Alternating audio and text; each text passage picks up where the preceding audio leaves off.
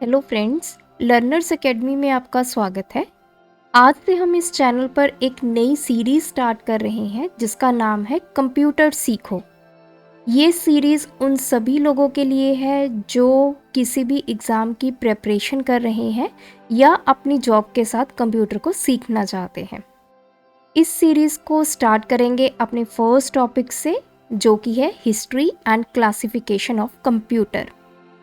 इस वीडियो में आपको कंप्यूटर की पूरी हिस्ट्री और किस किस कैटेगरी में हम कंप्यूटर को क्लासिफाई करते हैं पूरी डिटेल में आपको सीखने को मिलेगा। तो आप एंड तक इस वीडियो में मेरे साथ बने रहिए। चलिए इस वीडियो को स्टार्ट करते हैं।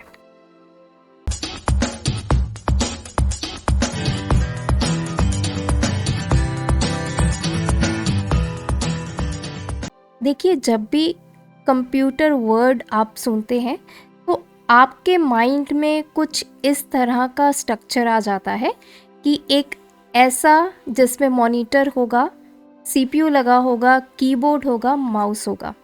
लेकिन एक्चुअल में कंप्यूटर होता क्या है?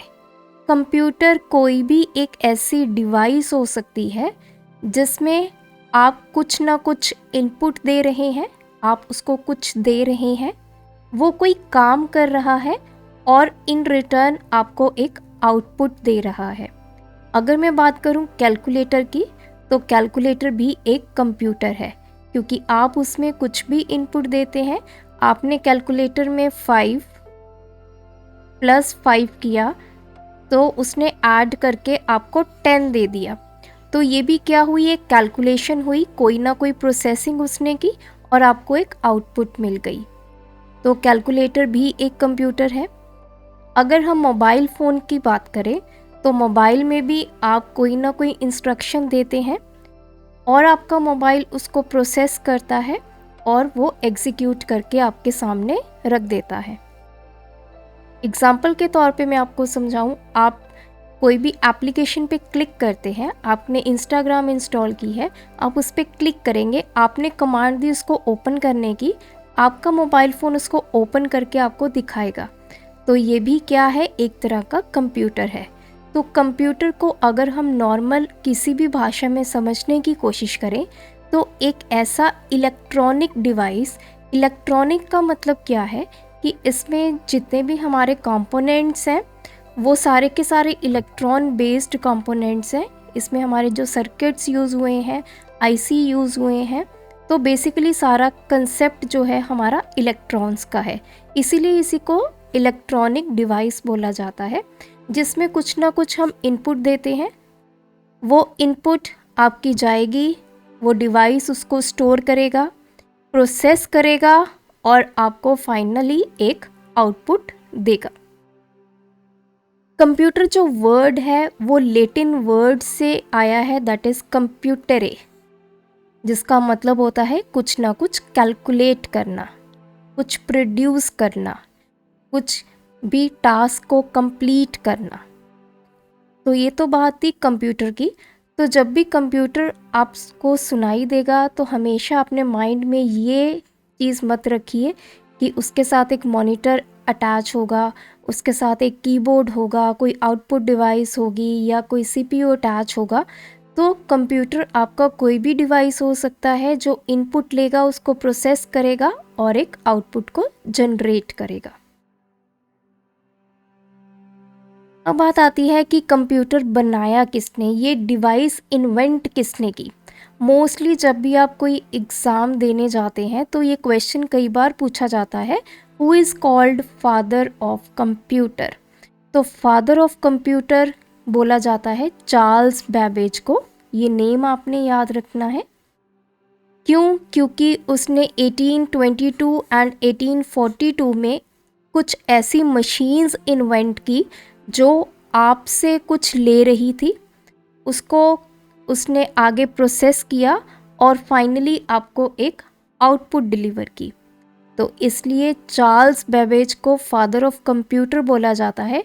तो जो 2 मशीन्स चार्ल्स बैबेज ने इन्वेंट की थी उसका नाम था डिफरेंस इंजन और दूसरा है analytical engine.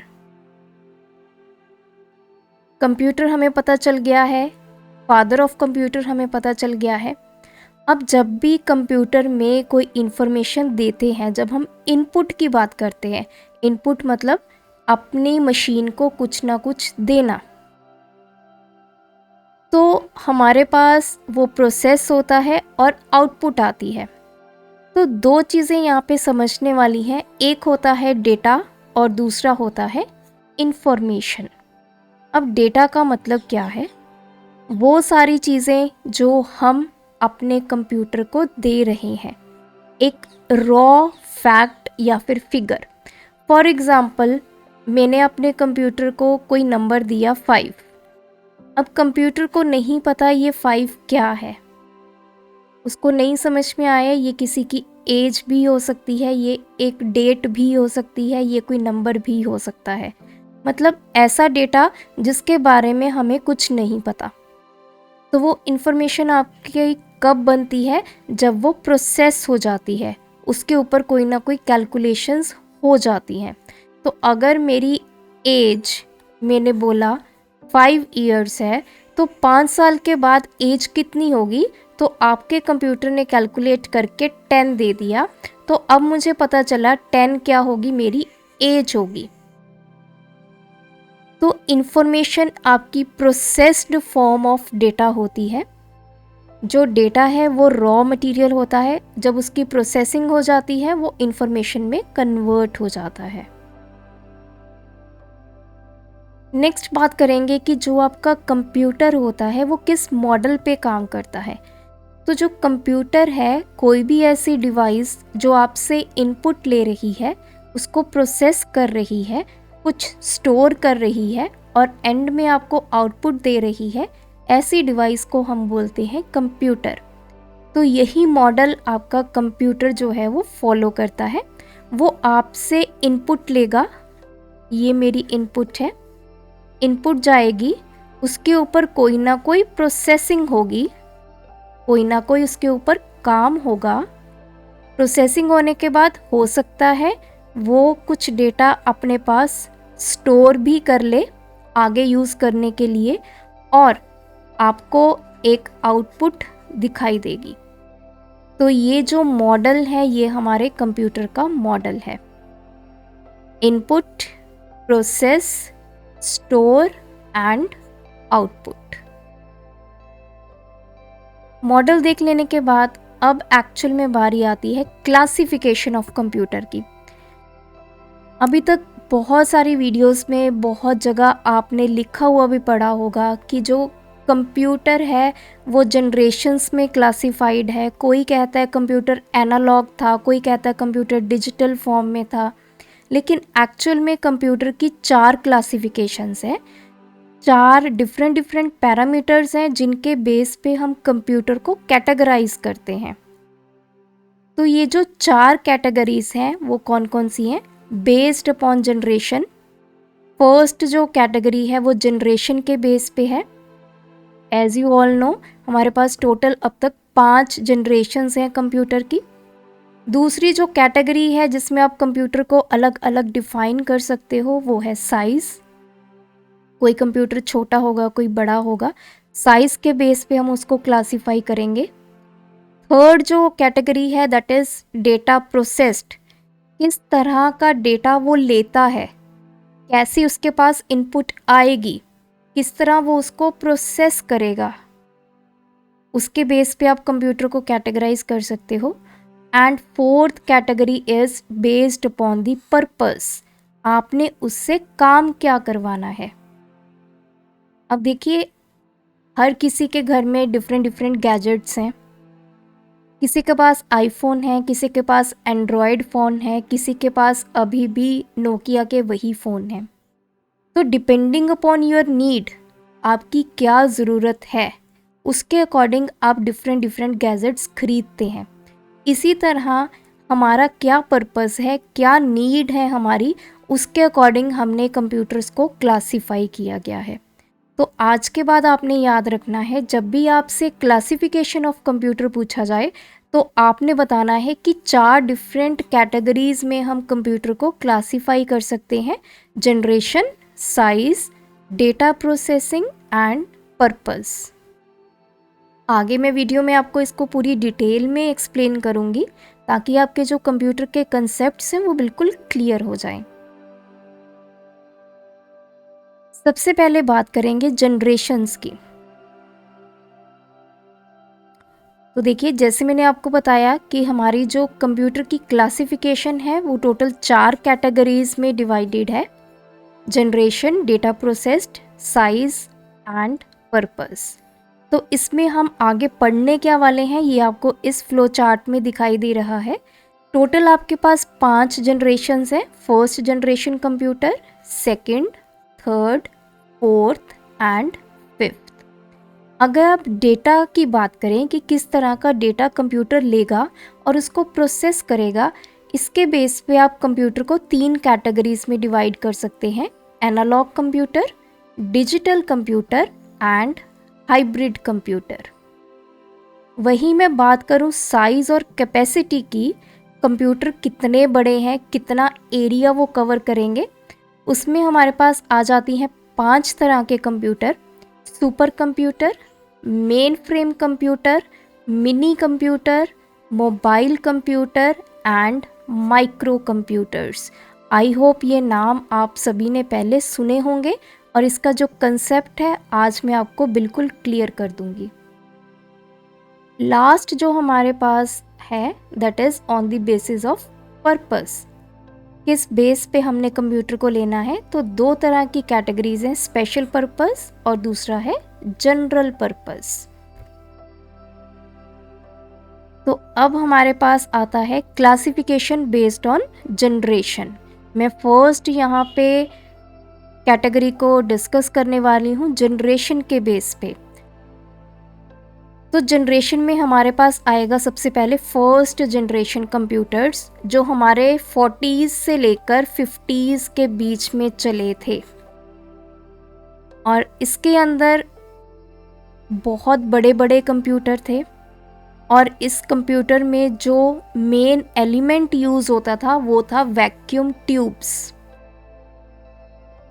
And magnetic drums. Memory के लिए मैग्नेटिक ड्रम, ये मैग्नेटिक ड्रम है और ये है हमारा वैक्यूम ट्यूब। अगर आप में से बहुत सारे लोगों को ध्यान होगा, पहले हमारे घर में ब्लैक एंड वाइट टीवी थे जो पीछे से काफ़ी ब्रॉड होते थे, बड़े बड़े थे। अगर आपने कभी उसको ओपन करके देखा होगा तो उसमें कुछ इस शेप की ट्यूब होती थी, तो इस तरह की। तो ये स्क्रीन थी, तो पीछे इसका कैबिनेट था, इसको ओपन करेंगे तो अंदर कुछ इस शेप की ट्यूब निकलती थी। तो ये हमारे पास क्या होती थी, वैक्यूम ट्यूब। और इसकी हेल्प से हमारा पूरा सर्किट जो है वो काम करता था। आपकी जितनी भी इंस्ट्रक्शंस जाती थी इसी तरह जाती थी, इलेक्ट्रॉन्स फ्लो होते थे, आपका डेटा सेव होता था, प्रोसेस होता था और आपको आउटपुट मिल जाती थी। और डेटा स्टोर करने के लिए हमारे पास हम यूज़ करते थे मैग्नेटिक ड्रम्स। ये मैग्नेटिक ड्रम है जिसका यूज़ आपकी एज अ मेमोरी हुआ करती थी। तो अगर एग्जाम्पल्स की बात करें, इनायक जो आपका फर्स्ट इलेक्ट्रॉनिक कंप्यूटर है दैट इज़ इनायक, जिसकी फुल फॉर्म है electronic numerical integrator and computer. अगर मैं इसका फैक्ट आपके साथ शेयर करूं, जो फर्स्ट हमारा इलेक्ट्रॉनिक कंप्यूटर बना था इनायक, उसका जो वेट था दैट वाज अराउंड 27 टन्स, इतना वेट था उसका। और जो एरिया वो कवर करता था दैट इज़ 1800 स्क्वायर फीट। तो आप सोच सकते हैं कितना बड़ा कंप्यूटर था और कितनी स्पेस वो ऑक्यूपाई करता था। इनायक के अलावा फर्स्ट जनरेशन के जो कंप्यूटर थे दैट वाज एडवैक, EDVAC, जिसकी फुल फॉर्म है electronic discrete variable automatic computer, UNIVAC universal automatic computer. और IBM की तरफ से भी 2 आपके सिस्टम डिज़ाइन किए गए थे, डिवाइस डिज़ाइन किए गए थे जो हमारे फर्स्ट जनरेशन कंप्यूटर में फॉल करते थे। याद रखने वाली यहाँ पे बात यह है कि फर्स्ट जनरेशन में हमारा यूज़ क्या होता था, vacuum tubes and magnetic drums. बढ़ते हैं अपनी सेकेंड जनरेशन की तरफ।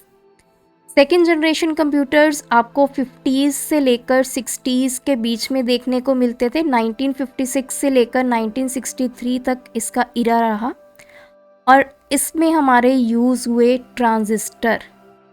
ट्रांजिस्टर की जो आपकी स्पेस ऑक्यूपाई करने की जो कैपेसिटी थी वो कम थी, वो कम स्पेस ऑक्यूपाई करते थे as compared to vacuum tubes.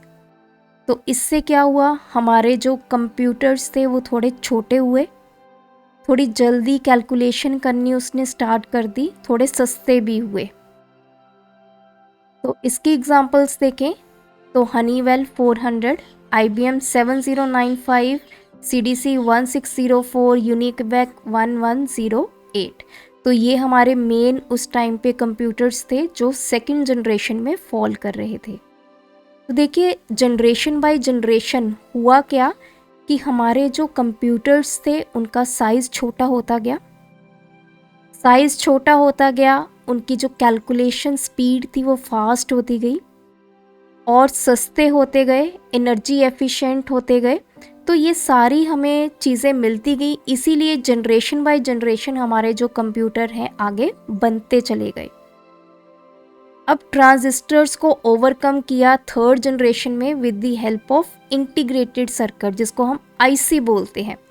आपने देखा होगा कोई भी आप बोर्ड देखते हो, ग्रीन बोर्ड अगर आप निकाल के देखें तो उसमें आपको ऐसे छोटे छोटे कुछ इस तरह के मिलेंगे आईसी, ये पेन्स होते हैं। तो थर्ड जनरेशन में हमें इंटीग्रेटेड सर्किट्स देखने को मिले जिसमें नंबर ऑफ हमारे ट्रांजिस्टर्स भी यूज़ होते थे। ऐसा नहीं है कि थर्ड जनरेशन में हमने वैक्यूम ट्यूब्स ट्रांजिस्टर यूज़ करने बिल्कुल बंद कर दिए, ऐसा भी नहीं था। लेकिन जैसे जैसे टेक्नोलॉजी एडवांस होती गई वैसे वैसे हम लोग इंटीग्रेटेड सर्किट्स के ऊपर डिपेंडेंट होते गए। तो ये फर्स्ट टाइम था कि आपके पास मल्टी प्रोसेसिंग की जो ऑप्शन थी वो आ चुकी थी। आपके एक टाइम पे आप मल्टीपल काम कर सकते थे कंप्यूटर से। लेकिन इससे पहले क्या था कि अगर आपने एक कंप्यूटर डिज़ाइन किया है वो एक टाइम पे एक ही काम करता था, तो जिस वजह से आप मल्टीपल काम नहीं करवा सकते थे। लेकिन जैसे ही थर्ड जनरेशन आई आप अपने सिस्टम से मल्टी टास्किंग, मल्टी प्रोसेसिंग ये चीज़ें करवा सकते हैं। आज भी आपने देखा होगा, आप लैपटॉप ले लीजिए या आप मोबाइल फ़ोन ही ले लीजिए, अगर आप मल्टी टास्किंग करवाना चाहते हैं तो बहुत इजी हो जाता है। आपने एक तरफ से अपना व्हाट्सएप ओपन किया हुआ है, दूसरी तरफ आप गाने सुन रहे हैं, आपने इंस्टाग्राम भी ओपन किया हुआ है, आप न्यूज़ भी देख रहे हैं। तो ये क्या है, आप एक टाइम पे मल्टीपल काम कर रहे हैं। तो इसकी थर्ड जनरेशन हमारा 1964 से लेकर 1971 तक रहा। आप बोल सकते हो 60s से लेकर 70s के बीच में हमारे पास थर्ड जनरेशन कंप्यूटर आ चुके थे। एग्जाम्पल्स की तरफ देखें तो PDP-8, PDP-11 और IBM के 360 एंड 370 ये मेन कंप्यूटर्स थे उस टाइम पे यूज़ होने वाले। बढ़ते हैं अपनी फोर्थ जनरेशन की तरफ जिसमें आ चुके हैं हमारे पास माइक्रो प्रोसेसर। माइक्रो प्रोसेसर आपने देखे होंगे, ये देखिए आपकी चिप्स हैं, बहुत सारे छोटे छोटे छोटे छोटे सर्किट्स यहाँ पे बने हुए हैं। एक सिलिकॉन चिप के ऊपर थाउजेंड्स ऑफ आईसीज लगे होते हैं, उसको बोलते हैं माइक्रो प्रोसेसर। एक इतनी सी चीज़ के ऊपर thousands of millions of ICs लगे होते हैं। एग्जाम्पल्स की बात करें IBM 4341, इस टाइम पे बहुत सारे कंप्यूटर्स जो हैं वो आ चुके थे क्योंकि कंप्यूटर का साइज़ बड़ा कम्पैक्ट हो गया था। जो फर्स्ट माइक्रो प्रोसेसर इन्वेंट हुआ था वो इंटेल ने किया था और उसका नाम था इंटेल 4004। ये हमारा फर्स्ट माइक्रो प्रोसेसर था। इस माइक्रो प्रोसेसर की इन्वेंशन के बाद तो आप टेक्नोलॉजी में इतना एडवांसमेंट आ गया कि अब आप देख सकते हैं बिल्कुल छोटे से छोटा गैजेट हमारे पॉकेट फ्रेंडली है। इजीली आप पॉकेट में इंसर्ट कर सकते हो, कहीं भी ले जा सकते हो। अब जो जनरेशन चल रही है that is your 5th generation, और 5th जनरेशन में आपने क्या कुछ नहीं देखा है। अब जो आपके सर्किट्स बनते हैं वो थाउजेंड्स में नहीं रहे, मिलियंस में बन चुके हैं। एक चिप के ऊपर मिलियंस ऑफ आईसीस लगे होते हैं। और आज की बात करें तो आपके पास आर्टिफिशियल इंटेलिजेंस है, आपके पास चैटबॉट है, आपके पास मशीन लर्निंग है, इतने सारे आपके करंट टूल्स हैं कि किसी को भी आप यूज़ करके कोई भी नई टेक्नोलॉजी डेवलप कर सकते हैं। आज की वीडियो में हमने कंप्यूटर को क्लासिफाई किया बेस्ड अपॉन जनरेशंस। इसी टॉपिक को नेक्स्ट वीडियो में कंटिन्यू करेंगे। तब तक के लिए अगर आपको इस टॉपिक में कोई भी डाउट है, कोई क्वेरी है, तो आप मुझे कमेंट करके पूछ सकते हैं। अगर आपको ये वीडियो अच्छी लगी तो चैनल को सब्सक्राइब कर लीजिए, वीडियोस को लाइक कर दीजिए, शेयर कर दीजिए। Thanks for watching this video. Keep supporting us.